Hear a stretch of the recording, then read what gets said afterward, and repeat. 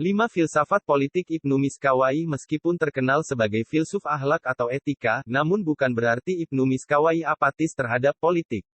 Buktinya, ia juga menelurkan pemikiran tentang politik, yang kemudian dikenal dengan filsafat politik Ibnu Miskawayh.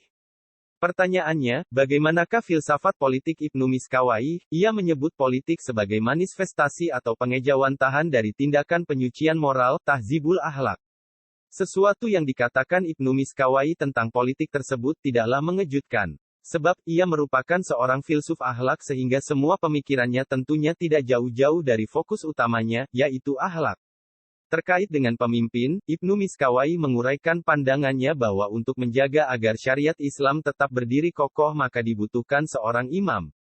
Imam dalam pandangannya ini memiliki kekuasaan atau posisi yang setara dengan raja sehingga kekuasaan seorang imam setara dengan kekuasaan seorang raja.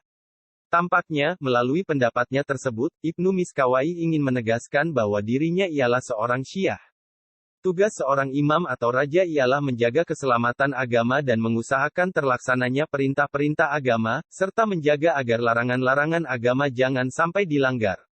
Dalam konteks ini, Ibnu Miskawayh berpandangan bahwa agama dan negara ialah satu, tidak bisa dipisahkan. Pandangan Ibnu Miskawayh ini terpengaruh oleh para filsuf kuno. Seorang raja dan filsuf dari Persia, Atshar, mengatakan bahwa agama dan kerajaan ibarat dua saudara kembar atau dua sisi dari mata uang yang sama, two sides of the same coin, yang satu tidak dapat sempurna tanpa yang lain. Apabila diibaratkan sebuah kerajaan maka agama merupakan landasan dasarnya, sementara kerajaan ialah pengawalnya. Segala sesuatu tanpa landasan atau fondasi mudah niscaya akan mudah hancur, dan segala sesuatu tanpa pengawal niscaya akan sia-sia.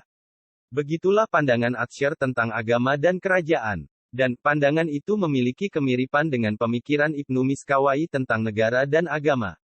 Lebih lanjut, Atshar mengatakan bahwa raja yang berkuasa memiliki fungsi atau tugas untuk menjaga tegaknya agama, dan harus selalu waspada menjaga posisinya, melaksanakan tugasnya dengan sungguh-sungguh, tidak lengah, tidak mengejar kenikmatan pribadi, dan tidak mengejar kehormatan dan kesenangan, kecuali dengan jalan yang sah menurut agama.